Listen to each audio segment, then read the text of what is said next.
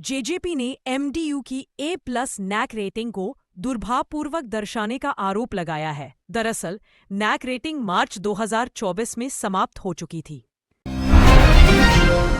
JJP की मांग है कि दोषियों के खिलाफ सख्त कार्रवाई हो। दुष्यंत चौटाला ने कहा कि इससे 1.1 लाख से ज्यादा छात्रों का भविष्य प्रभावित हो सकता है। जेजेपी का 8वां स्थापना दिवस प्लस रैली की तैयारी। जेजेपी 7 दिसंबर 2025 को जुलाना, हरियाणा में अपना स्थापना दिवस बड़े रैली के रूप में मनाने जा रही है। डबल डेक स्टेज, वरिष्ठ नेताओं के कटआउट और प्रदेश भर से भारी जन समागम की तैयारी है।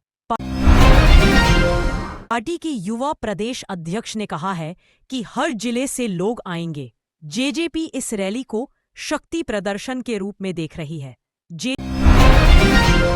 जेजेपी वोटर लिस्ट की समीक्षा करेगा। वोट चोरी आरोपों के बीच सतर्कता। 11 नवंबर 2025 को दुष्यंत चौटाला ने कहा कि पार्टी कार्यकर्ता हरियाणा में वोटर लिस्ट्स की जांच करेंगे। यह कदम उन वोट चोरी के आरोपों के बीच है जिन्हें विपक्ष उठा रहा है। किसानों की अनदेखी पर जेजेपी का हमला। जेजेपी के राष्ट्रीय अध्यक्ष अजय सिंह चौटाला ने हरियाणा सरकार पर आरोप लगाया कि उसके किसानों के प्रति बेपरवाह व असंवेदनशील रवैये के कारण कई किसान परेशान हैं। उन्होंने कहा कि बेमौसमी बारिश व बाढ़ से फसलें बर्बाद हुई। सरकार ने न एमएसपी न्यूनतम समर्थन मूल्य न मुआवजा। जेजेपी इसे चुनाव पूर्व धोखा बता रही है। पुलिस भर्ती रद्द। जेजेपी ने पूछा, क्या ये वोट पाने के लिए था? हरियाणा में 5,600 कांस्टेबल पदों की पुलिस भर्ती रद्द होने पर जेजेपी ने सवाल उठाया कि क्या ये भर्ती चुनाव में वोट लेने, मतदाताओं को लुभाने के लिए थी? पार्टी में संकट, अन्य पार्टियों में वापसी, हल्की गिरावट की चर्चाएं।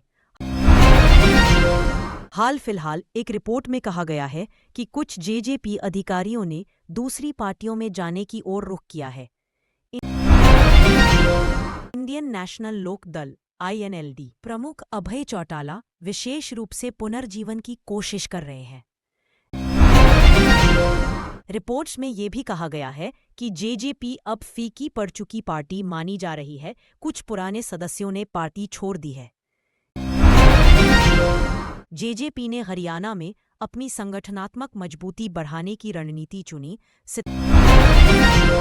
सितंबर 2025 में जेजेपी नेताओं अजय पार्टी नेताओं व कार्यकर्ताओं से मिल संगठन मजबूत करने और आम जनता से संवाद करने की कोशिश। पूर्व गठबंधन तो जेजेपी बीजेपी अब अलग अलग। 2024 में जेजेपी और भारतीय जनता पार्टी बीजेपी का गठबंधन टूट चुका है। जेजेपी अब अकेले या नई गठबंधन के रूप में आगे देख रही है।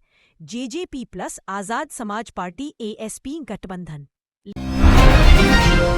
लेकिन नतीजा निराशाजनक। 2024 हरियाणा विधानसभा चुनाव में जेजेपी ने ASP के साथ मिलकर 90 सीटों में से 70 पर चुनाव लड़ा, लेकिन चुनाव में जेजेपी ASP गठबंधन को सफलता नहीं मिली। राजनीतिक महत्वाकांक्षा। जेजेपी ने कहा, बीजेपी के साथ फिर गठबंधन नहीं। जेजेपी के नेता दुष्यंत चौटाला ने कहा है कि वे अब बीजेपी के साथ नहीं जाएंगे। उनकी कोशिश जेजेपी को हरियाणा की प्रमुख पार्टी बनाना है। छात्र यूनिवर्सिटी प्रणाली में सुधार की मांग। MDU विवाद के अलावा जेजेपी ने यूनिवर्सिटी सिस्टम में पारदर्शिता, गुणवत्ता और छात्र हित पर जोर दिया है। छात्र इकाई Indian national students organisation INSO सक्रिय हुई है। किसानों, युवाओं, बेरोजगारों को लेकर जेजेपी की जनहित स्कीम प्रस्तावित। 2024 में जेजेपी ASP ने चुनाव घोषणा पत्र में MSP 2024 में जेजेपी एएसपी ने चुनाव घोषणा पत्र में एमएसपी, बेरोजगारी भत्ता, पेंशन आदि का वादा किया था। जुलाई अगस्त 2025 जेजेपी ने मेंबरशिप ड्राइव का ऐलान किया था। ग्रास रूट्स मजबूत करने की कोशिश, पार्टी ने हर विधानसभा क्षेत्र में 5,000 नए सदस्यों को जोड़ने का लक्ष्य रखा था। जेजेपी की छवि किसान, युवा, ग्रामीण केंद्रित, लेकिन मुश्किलें भी है। जेजेपी खुद को ग्रामीण, किसान, युवाओं और दलित और ओबीसी वर्ग का दल बताते हुए अपनी नीतियां गढ़ रही है। आने वाली चुनौतियां राजनीतिक पुनर्गठन, विश्वास की लड़ाई, एमडीयू कंट्रोवर्सी, किसान आक्रोश, पार्टी संगठन की मजबूती, इन सब पर जेजेपी की साख दांव पर है। साथ ही बढ़ती राजनीतिक प्रतिस्पर्धा, बीजेपी, कांग्रेस, आईएनएलडी, एएसपी आदि, जेजेपी के लिए अपनी पहचान कायम करना मुश्किल है। जेजेपी फिलहाल अपने आप को दो खंभों पर खड़ा करने की कोशिश कर रही है। किसान, युवा, ग्रामीण आकांक्षाओं के आधार पर जन समर्थन हासिल करना। 2. शिक्षा संस्थान और छात्र हित के मुद्दे उठाना, जैसे एमडीयू विवाद, मगर पार्टी को संगठनात्मक स्थिरता और भरोसे की कमी का सामना करना पड़ रहा है, खासकर जब कुछ नेता गायब हो रहे हैं या पार्टी छोड़ रहे हैं। अगर जेजेपी अपना फाउंडेशन डे रैली सफल बनाती है, ग्रास रूट्स मजबूत करती है और छात्रों व किसानों के मुद्दों पर जोर देती है, तो भविष्य में यह हरियाणा में फिर एक महत्वपूर्ण विपक्षी शक्ति बन सकती है।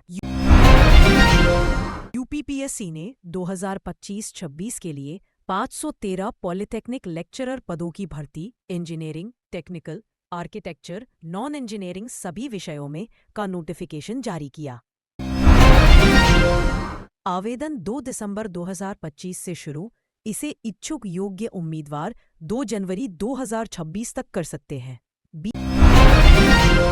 यूपीपीएससी ने सार्वजनिक इंजीनियरिंग एवं पॉलिटेक्निक संस्थानों में 590 principal, associate professor, assistant professor पदों के लिए आवेदन आमंत्रित किए हैं। यह अवसर पॉलिटेक्निक, इंजीनियरिंग कॉलेजेस में पढ़ाने वालों के लिए है। डीटीई महाराष्ट्र की 2025-26 डिप्लोमा एडमिशन, महाराष्ट्र में पहली ईयर डिप्लोमा एडमिशन्स में रिकॉर्ड उच्च दाखिला हुआ, लगभग 93% सीटें भर चुकी।